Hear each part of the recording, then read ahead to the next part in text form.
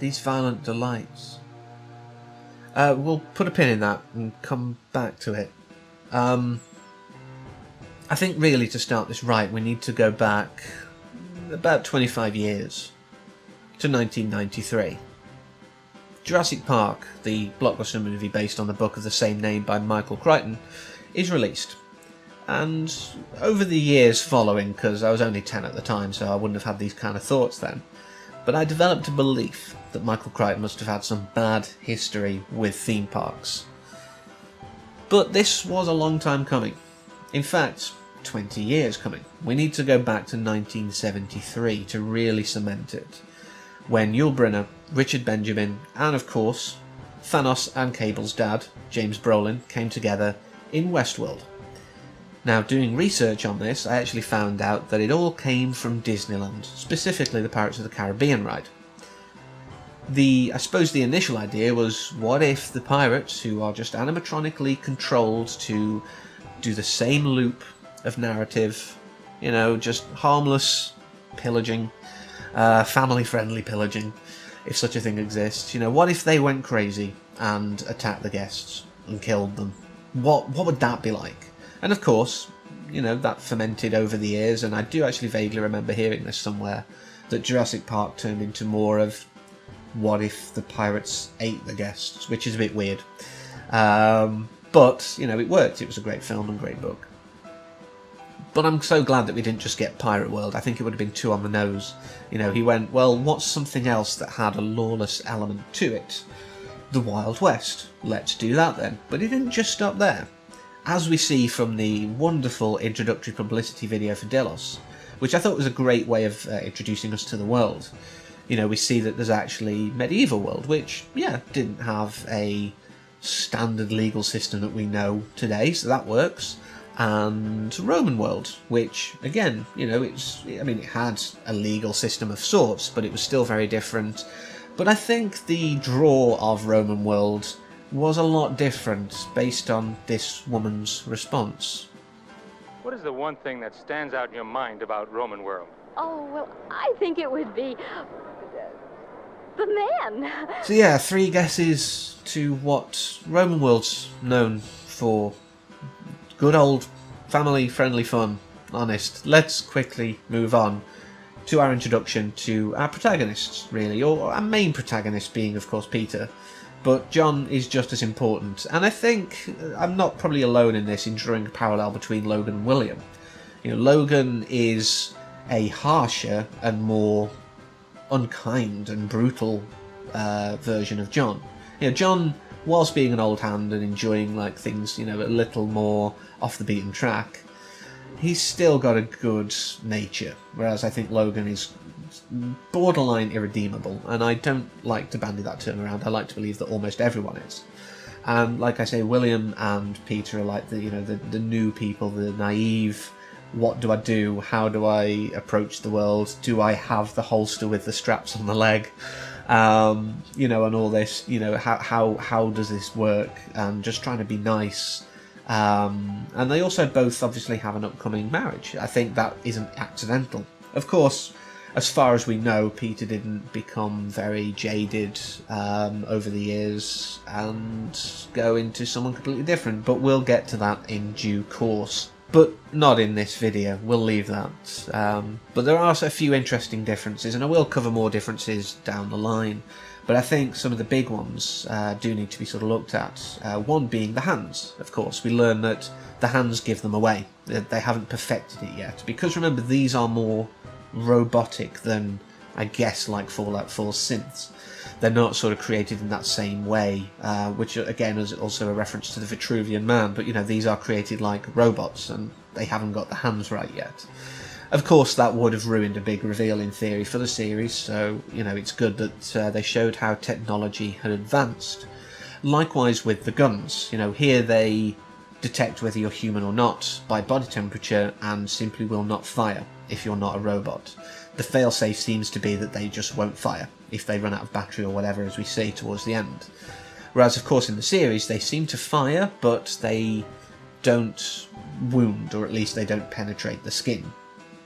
You can be hurt but not killed. One of the other differences, and something that's interesting to me as a general idea, is how entertainment can be a product of its time. We see this, I think, mostly in the saloon in the series and the film, particularly in its resident entertainment, I want to say, to put it delicately. And quick hint here, I'm not talking about the player piano. But it is very different. I know that HBO does have a reputation, shall we say, which only makes it worse or better, depending on how you look at it. But they are very different. It's very toned down in the film. And of course, the saloon gives us, Majel Barrett. Brilliant. Anyone who knows me knows I love Star Trek, and, she aged really well. But this isn't about her. Let's carry on with Westworld itself. So like I say, it's a very toned down saloon environment. And I mean, even the brawls kind of played as very light-hearted, very fun with the music that's used. The series does have fun with some of its darker elements too, but it is almost like it was really trying to soften it down. I think because of how dark it does get later on. I think that was a very interesting stylistic choice. But you also have to wonder, because there's a few times when, they're talking and things come up about, that reference the real world, and the robots do seem to be unaware of it. They do seem confused by it. So it led me to believe that maybe they also have similar kind of ignorance protocols, or whatever you want to call them, that mean that they don't pay attention to anything that's anachronistic, I guess. Because obviously that's a very important part, again, of the series. I think that there is an idea here, even if it's not necessarily fleshed out in the same way. I do think it is quite an interesting element they do almost sow the seeds of. But there is one big glaring problem with this film, and I don't think we can talk about it without discussing it, because I mentioned, obviously, the light-hearted bar brawls before it gets a bit dark, and again, when I've been researching it, it seems to be a common issue with this, is that the pacing's very loose. It's not as tight as it could be. Things do drag on a little, things, perhaps are given a bit more time than they really need, and in some ways, certain parts that could have been stretched out a bit better and a bit longer do feel a bit rushed. I do feel the ending is very much like barreling towards the end, although it's still fairly slow-paced. But I think it shows how weird the pacing is. The fact that the ending feels rushed, but is actually still a decent amount of time. But that's one of the big glaring issues with the film. Obviously there's other glaring issues, but some of those are because technology just wasn't there to do it as well as they can now with the technology that we have available to us. But one of the interesting things I did find with this, obviously we don't see it in the series, but the snake, it shouldn't strike. It shouldn't at all. But it does. It strikes. And, obviously as we see in the series, the animals don't seem to be bugged out. But I think because this is more...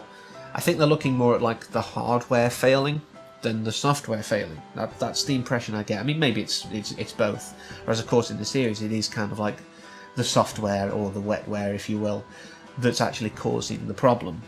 But one of the interesting threads that I think follows through with both of them is that there's an element of hubris in the face of potential failure, even. They see that things are going wrong, but they're like, well, we can fix it, we can deal with it, it's fine, there is going to be no problem at all. And obviously it doesn't work out that way. As we see with the Gunslinger's rampage, I guess you could call it, sort of pacing through, hunting Peter down at the end. But that leads me into my next point, because on the idea that they are meant to basically reset in sort of every day, similarly to how they do it in the series, they shouldn't have memories, yet the Gunslinger seems to have a vendetta, which leads to the idea of perhaps some kind of self-determination. So, is self-determination on the road to sentience? And again, this is something perhaps more to cover looking at the series, but isn't it cruel to make sentient beings suffer? Well, as I've said before on this channel in previous videos, yes. I think if anything can feel, it is cruel to make them suffer. I mean, yes, if you can wipe their memory of it, it perhaps softens the blow a little, but I think this is something we can talk about more down the line with the series. But of course, yeah, back to the hubris and everything like that, you know, they wait until far too late to try and initiate a shutdown, which, of course, it's too late now. Everything's progressed too far, and it doesn't work out. You know, they end on a very low note. But one of the things that, obviously I mentioned earlier about the guns, is a bit of a confusion thing, because of course John does get shot by the gunslinger, which shouldn't happen. Now, like I said before, the guns, you know, default to a non-firing state, in theory, without power. And if the power's down, it shouldn't fire. Surely it should have defaulted to safe mode. So that might be a bit of a plot hole and an oversight. But, you know, the film overall, I think, tackles some interesting points. And like I say, I'm glad that Jonathan Nolan took, and Lisa Joy, took the ideas and brought them into a modern feel, for one, with better technology, and really ran with some of the ideas, you know, about is it cruel to make them suffer? Do they have self-determination? Of course, I should have probably mentioned it, you know, up front. This has all come from a suggestion from Coach Ty 13. Very sorry it's taken me so long to get round to it, but I've really enjoyed it, and I think you only meant the series, but I decided I don't do things by halves. Let's do the film as well, and I've enjoyed it. I think it's, you know, I think the ideas being picked up are great, and it's given me a lot of food for thought, you know, enough that I feel that I can do some really good breakdowns of it. So that's going to be the next few weeks here. I've been enjoying watching it and researching it and writing it, and I hope you enjoy my take on it all. So until next time, I wish you a deep and dreamless slumber.